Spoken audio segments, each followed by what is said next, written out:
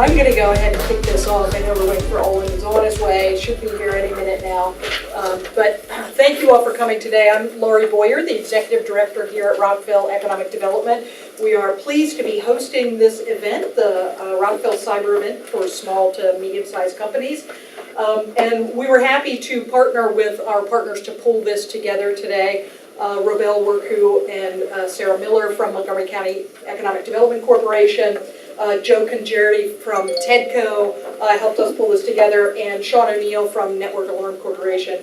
And Sean, I just want to point out to everyone that the event had not even officially started, and Sean came up to me and said, I just want everybody to know I'm switching my company banking to M&T Bank as a result of today and talking with the folks from M&T Bank. So thank kudos to M&T Bank for that. I mean, that's before we even started, look at that. So that's how beneficial this meeting is going to be for everybody here today. So thank you all for coming. We have a lot of great speakers who have a lot of great information they're going to share. So I'm not going to take any more time in talking.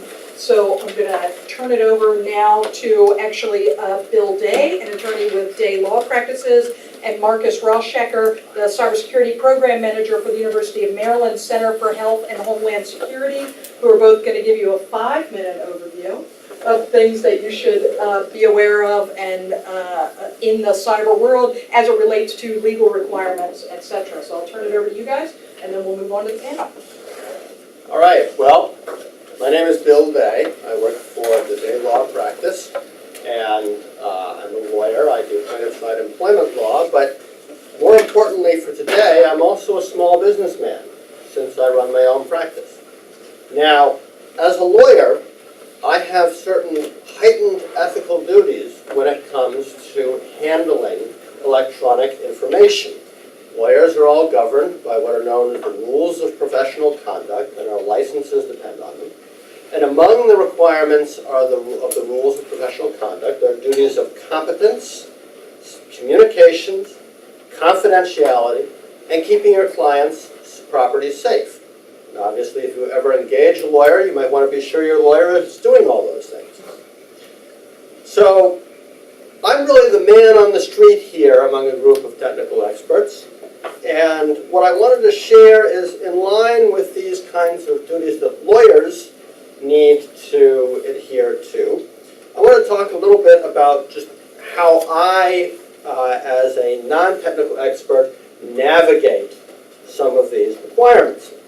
Now, I've often had people say to me, look, why do I have to worry about security? I have nothing to hide. And my answer to that is, well, you have lots to hide. You have social security numbers, credit card information, personal finances, passwords, customer lists, correspondence, all of which you might not want to share with the world. So, some of the things I try to do to make sure that I deal with basic security are to keep my own computer secure, to be diligent about my cloud computing, and to make sure that my data is safe. On my own computer, I make sure that I have a password manager. I have a different password for every platform. I have 2 passwords that I need to remember. One is the password to log into my computer. The other is the password to log into my password manager. And my password manager password is about 7 random words. It's probably at least 64 characters long, randomly chosen on a roll of the dice, but since they're words, at least I can remember them. So that's about as secure as I can get and still remember what my password is. And fortunately, the rest of my passwords are pure, random, computer-generated gobbledygook. I try to keep them, if the system will take them, about 64 characters long. I also am very interested in making sure that any platform that I'm using has 2-factor authentication. So my practice management software, my QuickBooks, my other online platforms, I'm looking for that. Confidentiality, obviously, an enormous deal for lawyers. And frankly, lawyers are terrible at it. I used to comment that, the last generation of lawyers, a lot of them didn't even know how to type. And you'd be surprised at how many today are at the same level of technological security. The bar, however, is becoming increasingly concerned about the need for security. They are developing a heightened awareness of the need, at least in certain circumstances, for especially confidential information like medical records to encrypt, whether it's encrypting your Adobe files if you send them over the internet, or if you're going to send email, encrypting your email. The biggest problem I find with encrypting my email is the clients won't use it and don't have the capability to use it. When I deal with the government, I sue the Department of Veterans Affairs a lot, so I have to keep their information confidential. I can use their standard method, which is known as an S-MIME encryption key. You can get a free one. I've given you a URL here. PGP, bit complex, free, relatively secure. I've investigated a service called Virtru. Some drawbacks, but the client doesn't have to do much to implement it. And you can do what a lot of your doctors do as well, which is use a portal. So you get a little email that says, go log into your portal and get your information. And I use that for my billing. So when I bill a client, they get a little notice saying, your bill is ready. They go log into my practice management portal. All their bills are listed there in the portal, and they're not floating around on the internet through the email. I have a laptop. I'm sure many of you have laptops. I'm sure many of you have cell phones. My whole life and my whole practice is on my cell phone. So I make sure that I have a relatively long passcode on my cell phone. Fortunately, I know Apple encrypts their phones. I'm sure you've seen that in the news. I also make sure that my laptop has full disk encryption. I use a Mac, so it's file vault. If you use a PC, it would be BitLocker. You can find the instructions on the internet, but if you're walking around with an unencrypted laptop and anything happens to it, anyone gains access, you're just asking for trouble. 30 seconds? Go. Last point, back up, back up, back up, and make sure when you're dealing with cloud companies, you read the terms of service, and that if the company goes belly under, you're still going to be able to get your data. Thanks. Okay. Thank you, Bill. All great points. My name is Marcus Rauschiger. I'm with the University of Maryland Center for Health and Homeland Security. And I was asked to come here today to talk a little bit about the legal landscape related to cybersecurity. Our center, the Center for Health and Homeland Security, we're a nonprofit consulting group. We provide a lot of advice to clients who are government clients or private sector clients on how to deal with emergencies, crises, as well as cybersecurity. And we come at cybersecurity from a law and policy perspective. So we don't provide advice on the technical side of things, but we help clients kind of navigate the legal landscape, talk to them about policies and other best practices that they should be considering. And we started this work over 5 years ago when we realized that cybersecurity is not just a technical issue. A lot of folks, hear the word cybersecurity and they say, I don't understand technology, I can't deal with this, it's somebody else's problem. It's the IT folks at our business that have to deal with this. I don't have a role to play here. But it's become very clear that cybersecurity is not just for the IT people. It is for everyone within an organization to be aware of and to play a part in. And you might have heard the expression that cybersecurity is now a C-suite problem, meaning that the CEOs and the CFOs, the CEOs, they all have to care about this issue because there are so many legal and policy and strategic planning problems associated with cybersecurity.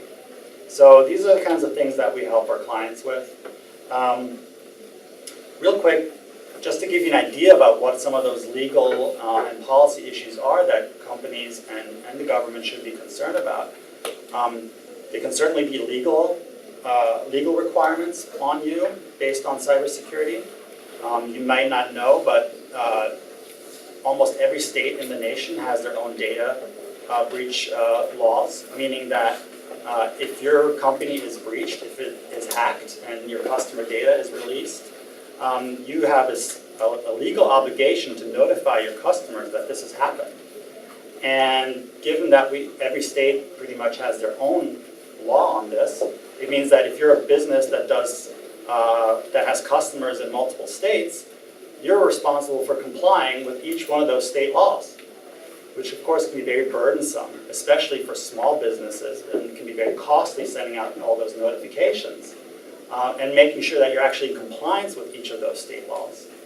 So there's a very hard line legal requirement that's on you right from the get-go, and it has nothing to do with technology.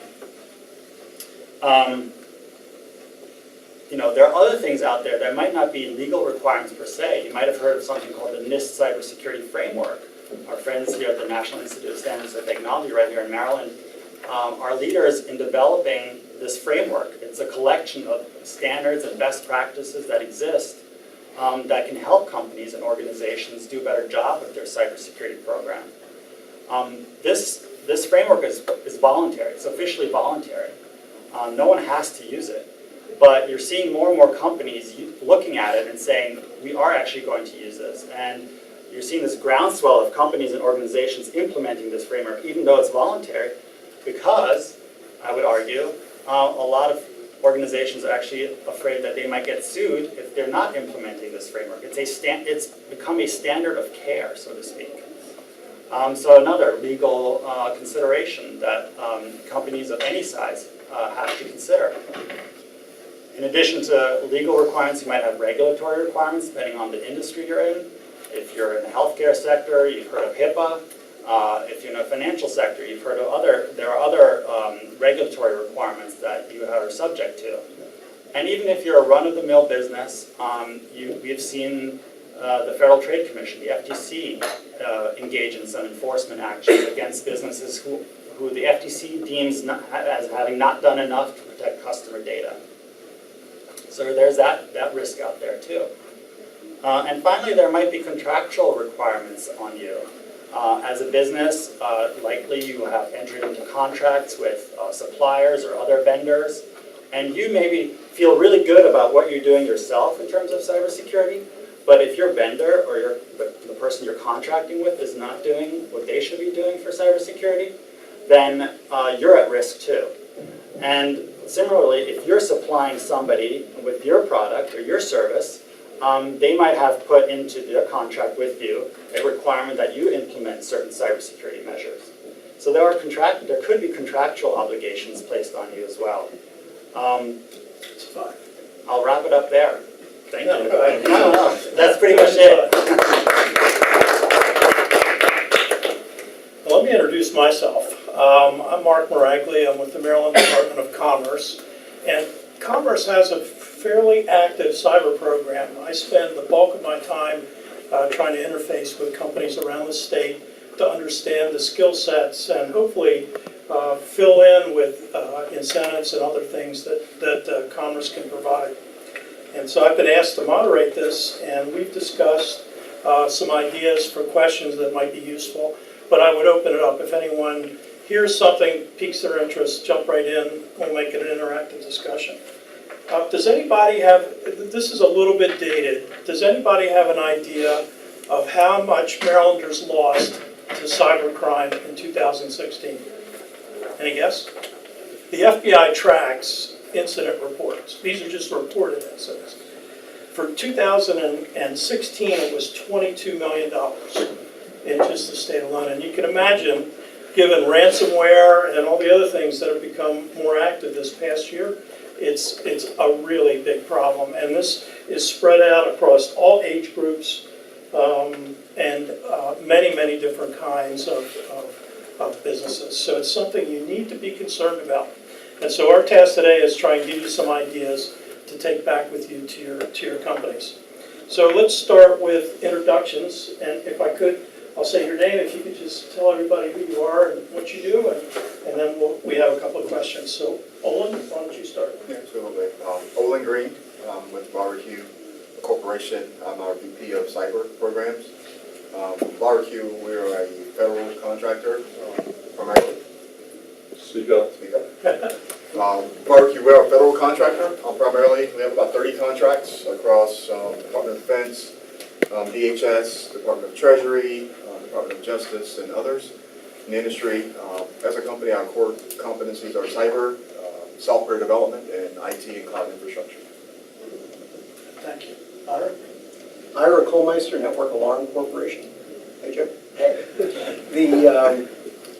We actually are a Montgomery County software developing group.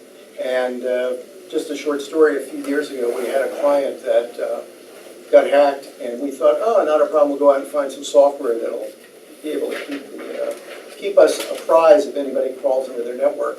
After months of looking, we found, just like the Three Bears, some things were too expensive, either too difficult to work with, or they were free and they didn't work at all. So after a great deal of frustration, Dave basically said, you know what, we can write it, let's go ahead and write it ourselves. So we wrote what we consider to be the state-of-the-art intrusion detection software. We made it into a service so it can fit any model business. So if you're a small organization that uses outsourced IT, we can work with the outsourced IT, we don't replace anybody. And if you're a large organization, we can compartmentalize the way we manage the security so that you have complete control over who sees what. And if anybody crawls into your network at 2 o'clock in the morning, about 60 seconds later, you get a text message saying that somebody just logged in.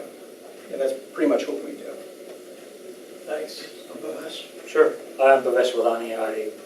I'm a partner with Cohn Resnick. We are the 10th largest consulting and CPA firm in the nation. I am their technology risk and cybersecurity compliance leader nationally. My background is predominantly information security. We help clients of all sizes within Cohn Resnick, small, medium, large, and global. Our primary focus is to help clients understand what are their risks, not just from a cybersecurity standpoint, but their technology landscape standpoint. Oftentimes, with the words like cybersecurity, people forget or you lose sight of the fact that there are standalone systems that you all have in your organizations that may not be connected, and hence they're equally susceptible to risks. So what we try to do is we try to help organizations build a strategy that looks at technology risk holistically, and it's not just thinking about cybersecurity as a silo. And I'm hoping to share some of those points today with you all to see how you can implement in-house for some of your organizations to make you more secure. Great, thank you. So we're going to start off with a really basic question, and then as the conversation rolls forward, I'll try and make it a little more complex. But the first question I'd like everybody to comment on is, what kind of hacks should a small business be concerned about right now? What are the obvious things that come to mind? Ira, with Network Alarm, you're listening? Yeah, it's, you know, the interesting thing is there would have been a time where I would have said there would be a radically different set of threats. But the reality is we're starting to see that the smaller and smaller organization, just as Marcus was talking about the supply chain, that some of the most major hacks that we've seen, for instance, like Home Depot. Home Depot was hacked by going into their heating and air conditioning subcontractor. Because the subcontractor, of course, everything's computerized, so they have to maintain access to Home Depot's network. So they had everything, and it was poorly protected. Why? Because a heating and air conditioning company traditionally would say, what do we have? You know, we don't have anything. But true to what Marcus was talking about, you're part of a network of systems and suppliers. So what I would say, whatever organization you are, you need to be able to take it as if you were a major corporation and start out with a good assessment. You get an organization, both these organizations provide assessment. Everybody on the panel can provide that. You want to be able to assess where you are and then take a look at everything one by one to make sure that you're not overlooking any of the threats. But I think one of the most compelling stories is if you're asking the question, seek advice of an IT organization that can provide you a good assessment of where you are. Great. Any other comments on? Yeah, so I'll add a comment, and I'll add one that happened to me personally yesterday. So I'm on a board in my county of an organization, and I'm the treasurer of that board. So I write the checks. So I received an email from our board president, well, at least I thought it was from our board president.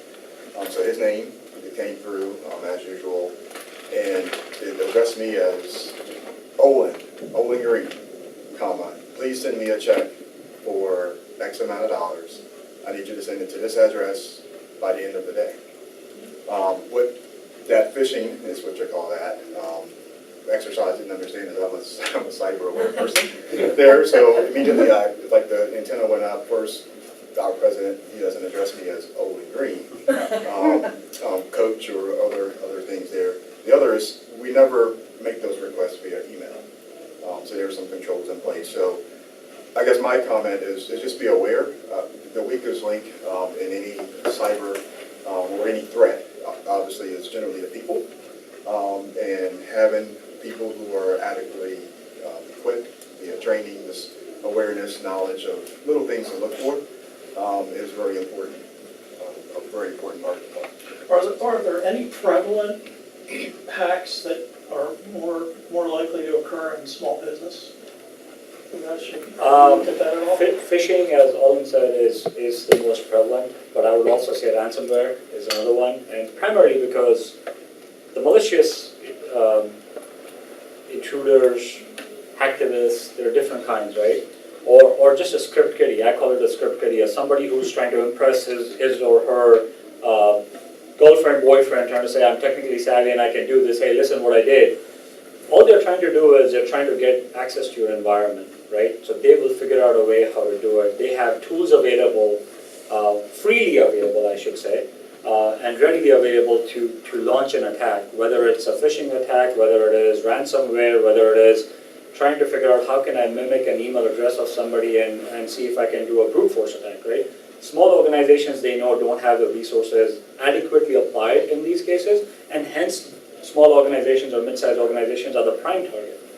To Ira's point, why should you care? You should care because not necessarily that sometimes they'll just come and exfiltrate data or information or disrupt your operations, but they can use your network as a launchpad for further attacks, which even if you don't like the fact that you're involved in it, you are now legally liable and involved because the network attack came from your network. So you have to be extremely careful about those things as well. It's not about what you have. What can your network be used as moving forward for other attacks, right? So that's another thing to keep in mind. I have actually a follow-up for my fellow panelists. As a small practitioner, a lot of my data is in the cloud. My practice management system is in the cloud. My QuickBooks is in the cloud. I have some case tracking systems in the cloud. And my sense, at least, and I'd like to have some comment on this, is that actually, despite all of the publicity we hear about hacks in the cloud, that probably most of the time I'm getting better security and better backup on the big cloud systems than I am on my little personal computer system. And that in many cases, the weakest link might be your own in-house system.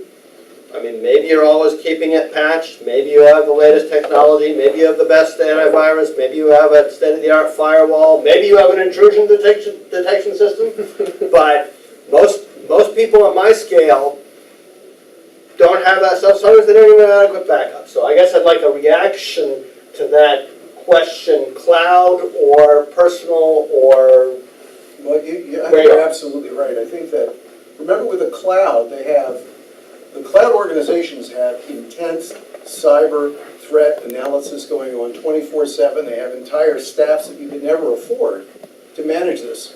They work preemptively. They look at every possible problem. And yes, you're probably a lot, as far as a threat level, you're probably okay in the cloud. But what you point out, I've seen this, I think we've all seen this, that weakest link is yourself. Because whatever you do, you don't have the infrastructure. You may not have an intrusion detection software to see somebody's logged in. If you don't know that anybody's logged into your system. And as Bhavash said, they launched an attack from your system. So if they plant a piece of software to monitor your passwords, they could get your passwords for your cloud, even though the cloud's secure with the keys, you can walk in the front door. But you're absolutely right. I mean, as far as I'm concerned, the weakest link in that case is yourself, making sure that you have that little desktop is well protected, patch levels, good antivirus, intrusion detection, firewall up to snuff, and as we all understand, the weakest link of the link is a human. You know, as far as that, because we've all gotten those emails where it says, please do something, and you go, that's not the way they address me. So, yeah, I would definitely agree that the cloud is safe. Just to add to that, cloud, right? They're in the business of providing that service. So they have, in order for anybody to use an AWS, a Microsoft, or even mid-tier cloud providers, if they don't provide the right security measures, there's no reason for you to use them. There's no reason for you to subscribe with them. When you're in a business of providing that service, you have to make sure that you're providing adequate security and measures, because that's when an organization, small, medium, large, are going to trust you with the data or trust you with the resources. So to your point, Bill, yes, you're more secure by going to these cloud secure service providers because they have more resources to use and to provide that same level of measure that you would have to do on your scale. Well, maybe to follow up with you for a second, I know that Veracube focuses a lot on H800, 171, which is a set of standards. How do you see that fitting in with a small business? Is there a way to apply it or use sophisticated things like that in a smaller scope? Yeah, so I would say absolutely. So the NIST is the NIST guidance, the NIST publication, and often those things are hundreds of pages of information, overwhelming to even folk who are information security professionals. But the takeaway from a NIST publication like the 171 is that you have to do something, and you have to put at the foundation of anything to become cyber secure, to feel better about your security posture, you need to put together a plan of how you're going to do certain things. So the 871 and other documentation or standards out there really gives you an opportunity to reflect on how you're handling your home data, in addition to how you would be potentially handling data of potential customers or current customers that you have. So a lot of the things that we do internal to LaraQ, not external, is we do things like rights management, because for a corporation, your data, your information is, from a defense perspective, that is your classified information. That is what differentiates us and you from any of your competitors out there, and you have to do things to protect that and ensure that is not available and exposed. So my advice would be, obviously, and I think it's been said already, but come up with a plan. It doesn't have to be a long, drawn-out plan. You know, plans are dynamic in nature, so another thing that I would say is be agile, to throw out a buzzword from a development perspective here in your planning, because the threat evolves every day. We learn something. Well, I learn many things new every day about something in the world. So this plan, use common sense, and just know a takeaway that we've done with the 171 is that, you know, our data is our classified data, and we treat it as such and put those measures in place so that you are protected and that your competition and others aren't utilizing the information. Pavesh, I want to follow up though. Your company focuses a lot on assessments and that sort of thing. I'm still a little confused as to how a smaller business is really going to wrap their hands around this, because it's obviously more than just paperwork. There's a level of understanding involved. How would you scale this to a smaller company? So oftentimes when we talk to clients, right, any size organization, the first question is, we want to do an assessment. So I always tell, what is the driver of the assessment, right? The idea I like to engage my clients in is a thought-through business discussion, because cybersecurity or technology risk in today's day and age, where we are connected systems utilizing to provide a business or a service, you have to look at it holistically. What is the business goal? What are the business drivers? And what is driving the need for doing an assessment? Based on that, what we do is we take, if it's a contractual compliance requirement, if it is a industry regulation requirement, we take those drivers and we say, okay, what's the best out of this that can be applicable to you? Because not every requirement in there is applicable to a small, medium-sized business. NIST 800-171 is a classic example. You know, that basically is a subset of nothing what we used to call NIST 800-53, Now it's a subset of 110 controlled or 110 measures in there. But of those 110 measures, you can actually go line by line of all of those and say, oh, this may not apply to me because I'm not in that business, or my service does not really lend itself to have this kind of a measuring, right? So the idea is to simplify the requirement. Once you simplify the requirement, then you can see that the assessment becomes a lot more simpler, not that overwhelming, and it makes a lot more sense because it directly ties to your business goal. What is the driver of that? You know, when we do a high-level assessment or a comprehensive assessment, sometimes I feel we lose the business driver, the business goal, and what is it that applies to our environment. And that's the educational process that I tell clients we need to do. You know, that would be the stepping stone I'm planning. I want to go off the cycle here one bit. Marcus has developed a document called A Model for Cybersecurity for Small Business. And it's rooted in regulations, but it's translated as simple 10 or 12 rules that every company can follow. Maybe you want to speak for a minute about that? And Sure. we should make it available because it's an excellent document. You know, I think a lot of times the question is, for small businesses, well, what can we do? The problem seems overwhelming. We hear about cyber issues every day. We hear a lot of technological terms thrown at us. And I think, you know, for larger businesses, they have resources to handle this and they feel comfortable handling these issues.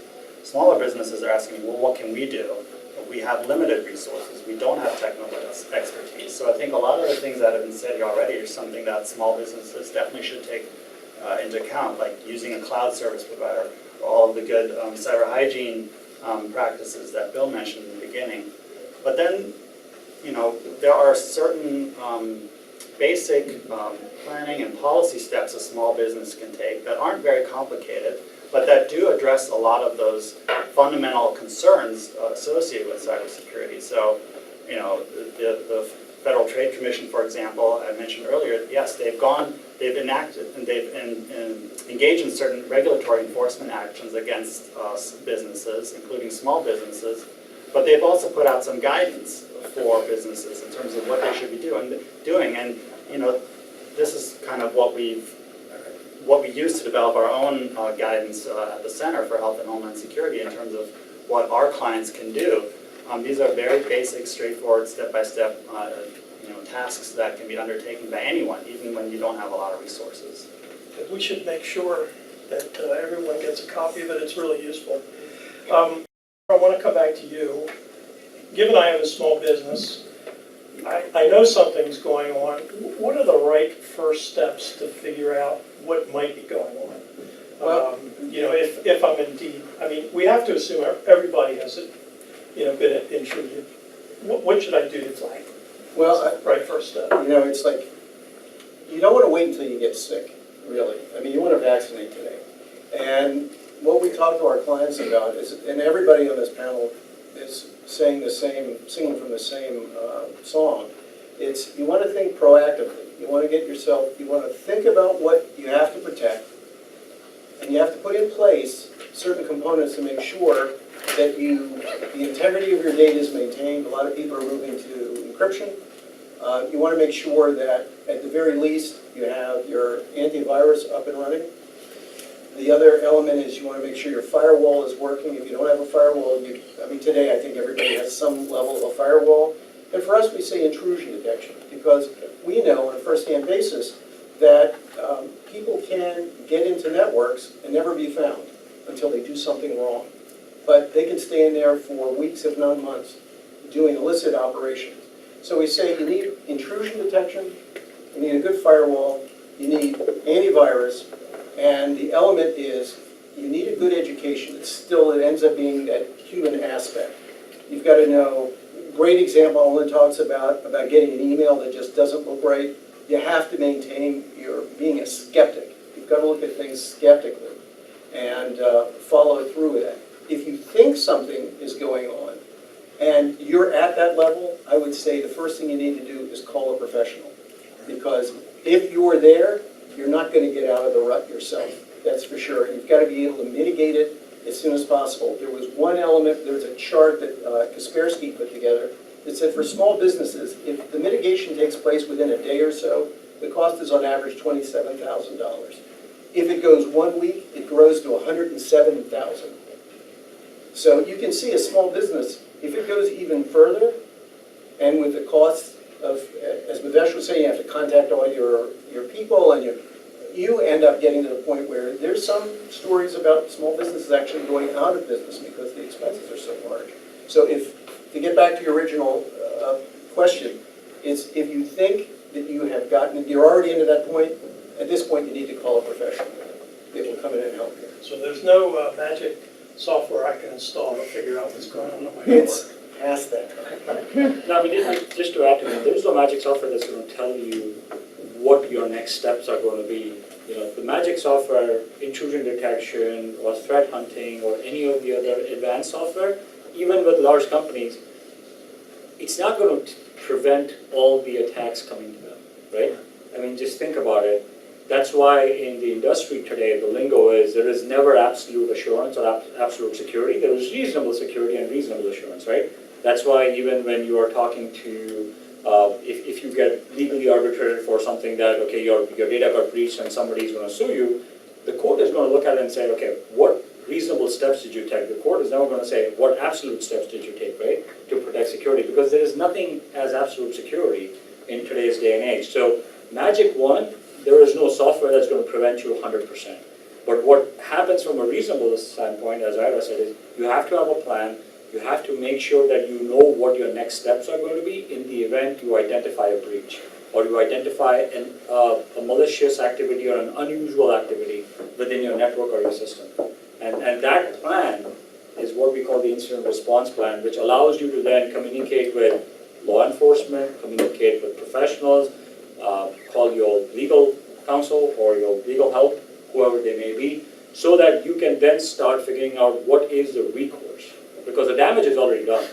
What you want to do is you want to limit the damage further, right? And Mark, if I may just 10 seconds. So as I say in the industry, that there's two types of people or companies. There's those who have been hacked, and then those who don't know that they've been hacked. So what I often say is I'll go back to what I always say is common sense. So, you know, you're not going to leave your car out here on Fleet Street with the keys in it and it's running and the door's open, unless you're trying to set a trap here. But it's like, just use good common sense. And one thing about today's world, we all have smart devices of some sort, tablets, phones. We've all downloaded apps, and the app will ask for permission to your contacts, your camera, pretty much full access to your device. And my response is generally, why do you need access to my, all my information for me to play a little sports game there? So I mean, there's little things like that, and I'm not saying don't download apps. I'm not saying to download apps either, but I'm saying just use a little common sense when you're looking at how you utilize technology. And how I'll you continue the thought. Are there other common sense things that come to mind for everyone that would be worthwhile? Sure. I mean, if you don't have your IT outsourced, right? If let's say you have IT in-house, a desktop or a server or something, and I tell people not to boil the ocean. You don't need to boil the ocean. You start with making sure you have the right version of software, right? Don't use unsupported versions of software. I mean, that's like you're inviting trouble right there because it's not supported, hence it's not going to get patched, right? And vulnerabilities are always identified in those. Make sure you are patching once the patches come out and patch it with a discipline, not just, okay, ad hoc process, it doesn't work. Make sure you have adequate passwords. Training, as Olin and Ira mentioned, we are the weakest link. Whether we like it or not, humans are the weakest link. That's why, if you think about it, in today's day and age, all the attacks that happen, nobody is going to come out in forensic analysis afterwards, and the reports will not say, oh, they were able to penetrate this advanced firewall or an IDS, IPS, or any other mechanism and get in, right? The penetration was somebody clicked on a link which opened the door for the intruders to have full access. Somebody clicking on the link was a human, right? Or it might be an employee too. Well, Or an employee. right? So the point is, training people and providing the cultural awareness and increasing the cultural awareness, I think, will go a long way. Navesh, isn't that how the DNC got hacked, that John Podesta got phished? Yeah, it's, the phishing, not just DNC, I mean, it's, if you look at, going back to the history of major events that have happened, security incidents that have happened, and if you follow them through, the common link there is somebody allowed intruders access in their environment, knowingly or unknowingly, right? So there's a criminal aspect of it, and then there is the unintentional aspect of, oops, I clicked on a link, or oops, I followed through and gave my credentials. Sometimes it's not clicking on the link. Sometimes you get emails saying, I work for your outsourced IT department. I need to run some services on your laptop, desktop, or server. Please provide me credentials. One thing to keep in mind, if your IT service provider is asking you to provide credentials via email, you really need to have a different conversation with them. Because no IT service provider should do that.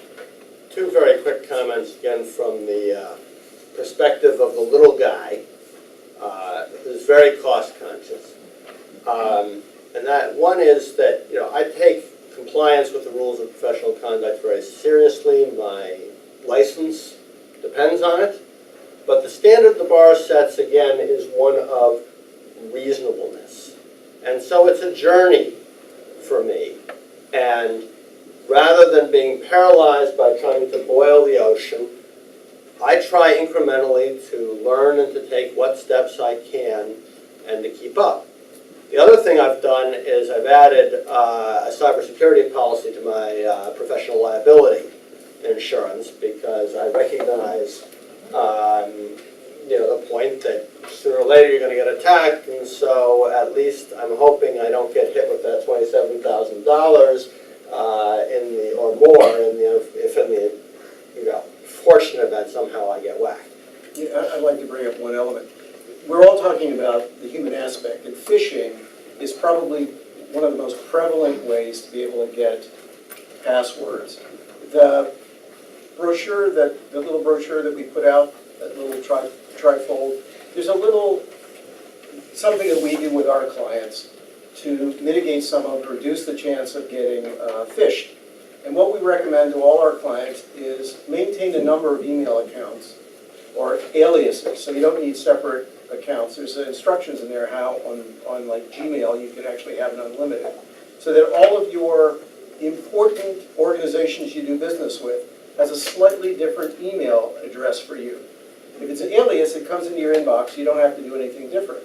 But if you get a phishing attempt, which everyone gets, that says your Citibank account has been hacked, if you have a slightly different email address that they have for you, it doesn't take but 15 seconds to look at the to address in the email that does not contain that special email address that only Citibank has. So you can then just delete that at that point. So we strongly recommend maintaining, Gmail has an unlimited number of aliases. For some reason, Microsoft has got 10 annually, and Yahoo, the chief of getting reached, allows you to have one. So I would suggest if you have Yahoo, move on. But there's some suggestions in there about improving your chances against being phished. We have two more questions I want to hit before we close. So the first one is, we've talked a lot about technologies and some basic steps. What's the scale of having to do planning? Is it a small project? Is it a large project? I worry sometimes that we frighten small businesses away from actually doing anything because it looks so complex. Any thoughts? Yes, I guess the thought, and I'll go back to something I said before, is the plan doesn't have to, it shouldn't be cumbersome in today's age, you know, and agile. Again, I'll throw that word out. It has to be agile, it's an evolving process there. So planning should start with, so bigger organizations have more resources to do planning, and there's more layers and things there. Smaller organizations, and I'll speak to me and my 130-person cyber organization, I don't have a team that does planning. So what we generally do is we identify from a cyber perspective, things that, or from any perspective rather, things that are important to us. And that could be information, that can be people, that can be technologies, and then we identify what our strategy will be for each of those things. And in a cyber perspective, it's knowing, and you can use all the guidance that we mentioned before, the NIST and things of that nature, and all the controls that they've laid out and the objectives. But there's an element of, all of this doesn't apply to me, in the way I have my enterprise set up, or my small organization set up. So you want to identify those elements that are relevant and have a plan for that. You don't have to plan for it all up front. Identify the elements of those things that you identify, the elements of the things that you identified that are most important, that are most vulnerable, that are most critical to your success as a company, and start there. And over time, you can always evolve your plan. But I would say keep it small to start, because if you boil the ocean, you're probably never going to be done. And your plan will not be effective because you're going to miss something.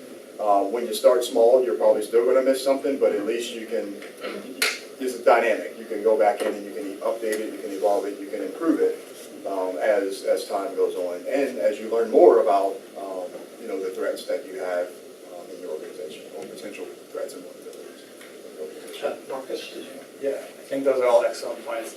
And I'll just add that, we do a lot of planning for our clients too, and plans are great, but then at some point you have to train and exercise on those plans as well, right? If you write the best plan in the world and you put it on the shelf, it's no good. You gotta make sure that everyone in your organization understands what the plan is, are trained on the plan, and then have regular exercises. Have it a half a day where you get together around a table like this and kind of talk through a potential scenario and see how everyone within your organization reacts. So I think training and exercise is another big piece to all of this.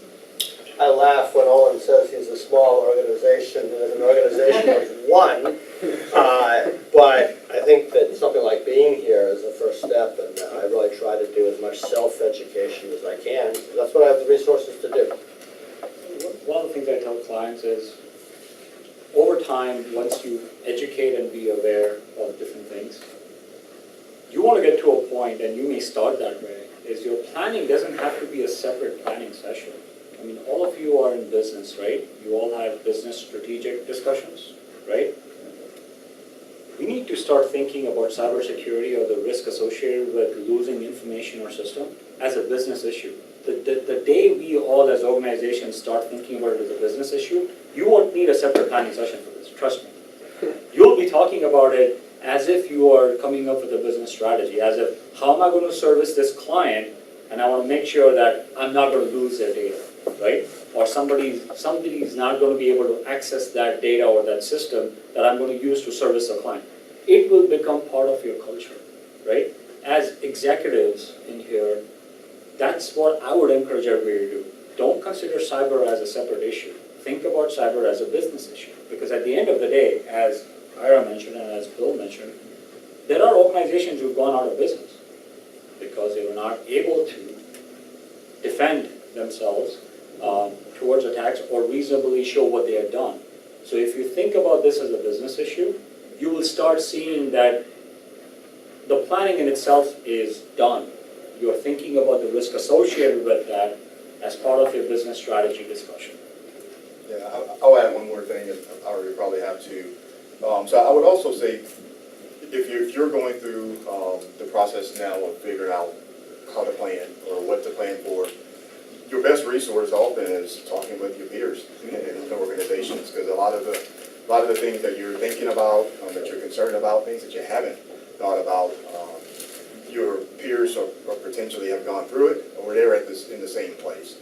So that's an excellent resource as well, is just to trust your network, trust your peers, and leverage it. And I think there's really nothing I can add to this, except you have a panel of people up here that do this for a living. We invite you all, anybody has a question, don't hesitate. Our contact information is on the brochure. Just give us a ring. We're more than happy to answer any questions whatsoever, small or large, but the journey begins with a step. So that's what I would suggest. One last question. Something happens. I get a ransomware attack. I know I got hacked. What's the first thing I need to do as a business? Any recommendations? Unplug from that. Unplug unplug from the net, that's a good one. What else? Anything? Well, hopefully, the one thing I would say is, especially in this realm of ransomware, it's just exactly what Bill was talking about, backup, and keep separate copies. One of the elements that in fact, we're working with a client just yesterday about this. If you have backup that is on the net, that is like, like you go to a C drive or your S drive, which is your shared drive on the net, and that's where you're backing it up, many ransomware applications will find it and encrypt the backup. So you have to have a technique that removes it from the network, and you have to have multiple copies over a period of time, because you don't want to find that you've just been backing up encrypted material. So one of the strong elements you need to think about is, especially in the realm of ransomware, is you need to back up, and that backup has got to be disconnected from the network. It cannot be a network share, or you're going to lose it. So I don't know, what kind of basic technology for us little guys would you suggest to implement that? The backup? The backup in terms of rotating backups offline. Well, there are a number of tools, like Carbonite and the rest of those are great to get started. What we did with a client yesterday was we put in a small network attached storage device that is backed up using a protocol called FTP. And it's a very primitive protocol, but ransomware doesn't know your username and password to be able to log into the FTP server at night and do backups. So it's a very easy way of doing it, and you're talking about something that you can get away with probably less than $500 for the NAS drive. Yeah, and I would actually add to it, you have cloud solutions providers right now for small-sized companies. Who will provide you the backup solution and off-site back? Right. Will basically take it as an off-site storage for $10, $12 a month, depending on the size of the data. I mean, that's, to me, going back to the question, why would I use cloud service providers, is because economies of scale, right, can be obtained.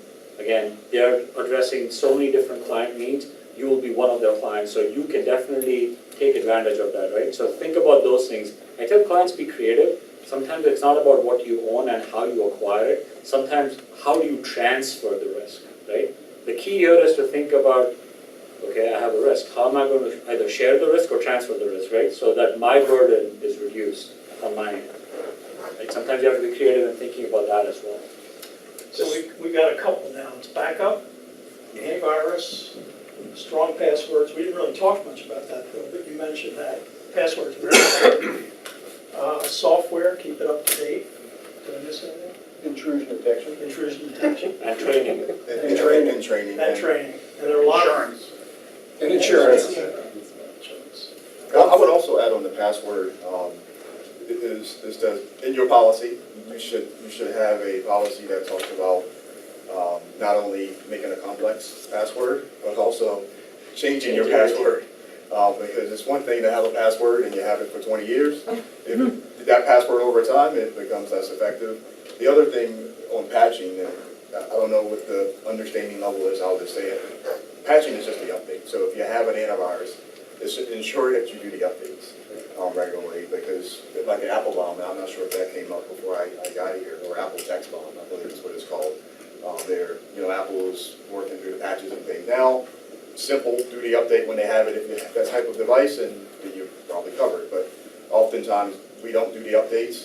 I've been guilty in the past of ignoring it, or remind me later, because I don't want to, slow down the performance of my asset at the time. But it's critical it's a critical first step, I should say, of ensuring that your technology is working for you. One educational resource for those of us who haven't is professional associations. For example, I am a member of a number of voluntary bar associations.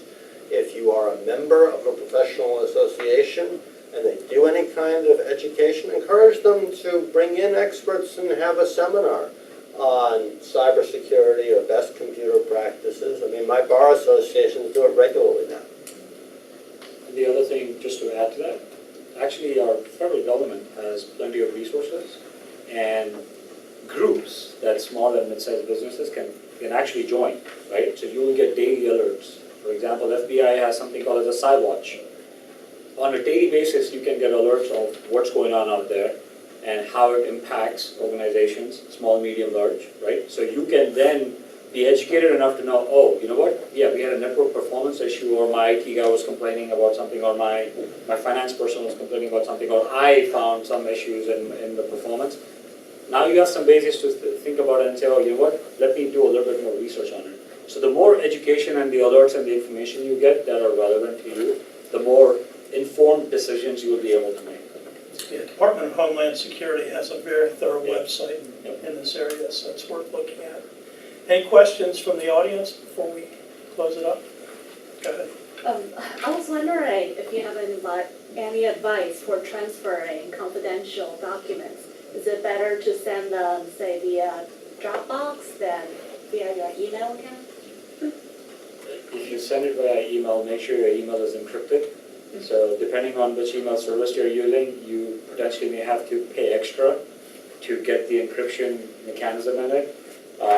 If that's too expensive, there are plenty of tools available out there that can be integrated with your email that allows you to send either a mechanism where Bill mentioned that an email goes out and you upload that information onto some kind of a portal, an email goes to your client, they go and they download it down, right? So there are multiple secure ways to do it. The decision is how it fits your resource allocation and how it fits your needs. But encryption is key. There are other mechanisms and tools available. And their services, DocuSign Yeah. is a great example of one that you subscribe to, and I think they allow some amount of free exchanges, but then you pay for the service. One mistake that lawyers make all the time, believe it or not, is they'll transfer files on a thumb drive or on a DVD, which in some ways is pretty secure, it's not on the internet, except they won't encrypt the files on the thumb drive or the DVDs, so if that gets lost or stolen, it's all right there for anybody to read. So remember that encryption is not just for email, it's for hard drives on computers, it's for phones, and if you're sharing DVDs or thumb drives, get a simple encryption program, make sure those are encrypted too. And with the encryption programs, not to belabor the point, they're ensuring you're assigning a fairly complex password Yeah. with that as well. And that's just a really simple tidbit, but often, we'll use something that's common and it's easily crackable. Password 123 is not good? It's not good. Password with, an A. Anyway, with a password is not good. We have another question. Is there a big difference between banks? Is it better to deal with a smaller community bank or larger bank when it comes to? We heard M&T is just I just heard. That's an excellent question. I guess it probably depends. So all organizations, so just because you're a larger organization doesn't mean you're more secure or less secure. And the same with small organizations.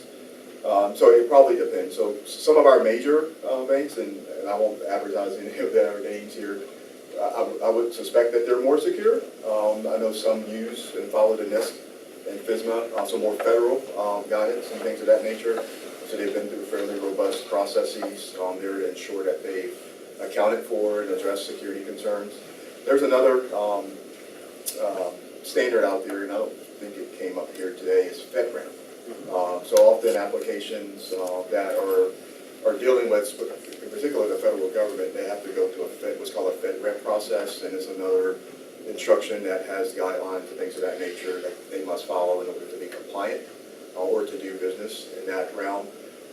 I'm aware of quite a few of the large banks that have done it, and they utilize the cloud there in some capacity. So I would tend to say it probably depends, but I am aware of many of the large banks who have taken a lot of those measures to be more secure. I'd say, though, that there are certainly exceptions even among big banks. A major bank that I used for many years limited its password to 8 characters and did not have two-factor authentication, which, in my view, was just putting up a big sign saying, hack me. So that's actually a good point. 2 or even 3-factor authentication would be my signal whether I'm using an institution or not.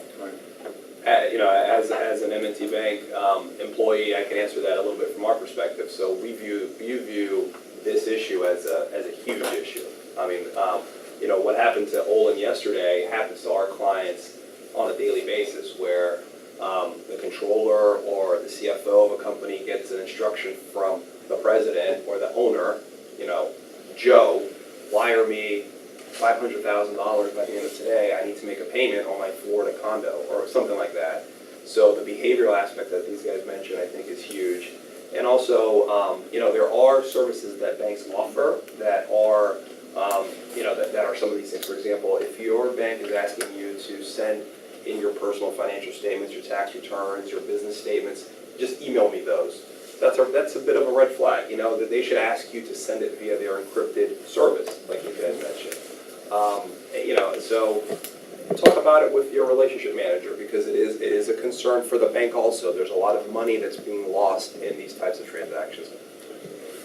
The other two, for encryption tools, you want to use either VeraCrypt or AxeCrypt. They're both free. They work really well. Do not use the Excel password or Microsoft Word password capability. They're all breakable. There are tools out there which can break those tools and get into your documents. So if you want to send something secure, send it through VeraCrypt or AxeCrypt and put a really long password on it. And then put it on Dropbox. But don't just transfer it to Dropbox. Could you comment on Adobe's encryption? I don't know much about Adobe's encryption. I have a poor opinion of Adobe because their Flash program is one of the biggest virus plots on the internet and responsible for more hacks than probably any piece of software that's ever been in existence. And Adobe Reader is also a huge portal for being hacked. And I have a tendency to push people into Foxit Reader as a PDF reader because of the poor nature of Adobe software. So they make a great paint program. Their other stuff is not been really good. Dave, could you spell those two encryption programs Sure. that you mentioned? VeraCrypt is VeraCrypt. It's free. And the other one is AxeCrypt, AXCRYPT. And I believe you can get them for both Windows and Mac. AxeCrypt came out of the old TrueCrypt, which was a great program for a long time, and they suddenly just shut down a long time ago. And folks took that source code. Yeah, actually, they just said, we're going out of business, nothing's secure. And so they did a giant audit on this thing, and AxeCrypt picked up their software. And they paid a lot of money for some companies to come in and look at the software at a very detailed level. And AxeCrypt, paid to have any small changes made to that thing. And it apparently is bulletproof. So as long as you're using encryption that's 256 bits or larger, you'd have to have an event happen in the universe. And, We have one last question. Hi, so I work with healthcare practice owners who use virtual assistants. They use virtual assistants as contractors. They don't have control as such of their workstations. What suggestions would you have me give some of my clients about working with virtual assistants safely? So do the virtual assistants have access to the practitioner's patient's data? They run marketing campaigns, yes. Do they, but as part of the marketing campaigns, do they have access to the actual PHI or patient PHI data? is email and name, yes. Okay. So what we've helped a group of medical offices as part of an assessment where we actually told them to, instead of having the virtual assistant use their asset, digital assets, a laptop or something, that the virtual assistant actually had to log into a portal or a server at the medical office or in the cloud where they were not allowed to download any of the data onto their particular assets, but they could use the data from that particular server or the cloud, right? So that way they don't have access. They have access to read the data, but they don't have access to download the data or then misuse the data or compromise the data. But these are virtual assistants. You said that you had them come into the physical No, location. they wouldn't come into the physical location. They're Log in. virtually Oh, log accessing, in. they would Okay. log in, but the way they're The portal. logging in, Okay. they're logging into the asset that is owned by the medical practitioner's office, and they're not using their own. So you can use dumb terminals, what we call in the industry dumb terminals, where me as a virtual assistant will use a dumb laptop or something that does not have the capabilities for me to be able to download anything on my hard drive. access my client's information, use my client's resources, and email from there or do any kind of a business transaction using my client's resources. Right? That's one way to do it. Mark, before you close things up, I wanted to make sure that everybody knows that Kathy Silverstein from On the Mark Media is here. They're a PR firm right here in Rockville. And Joe Congerti from Tedco is here. And Tedco finances small technology startups and also kind of media. They start off with a small grant and then they will do matching grants after that. An outstanding service. It's great to have Joe here.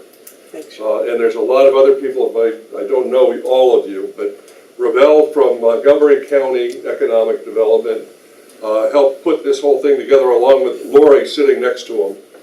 And when people were asked to do anything, everybody, all of the panelists and all the people involved in the planning just stepped up to it. It was amazing, including Janet Terry, who works with Marcus. She just joined University of Maryland, and she is just a pistol when it comes to doing media. Great stuff. Thanks. Well, I think we've exhausted the time. I hope this was useful and at least gave you a window into what's possible. There are a lot of resources, so be sure if you do get hacked, you definitely want to check in with the State's Attorney's Office in Maryland. They can help you. And there are a lot of online resources. So thanks for coming, and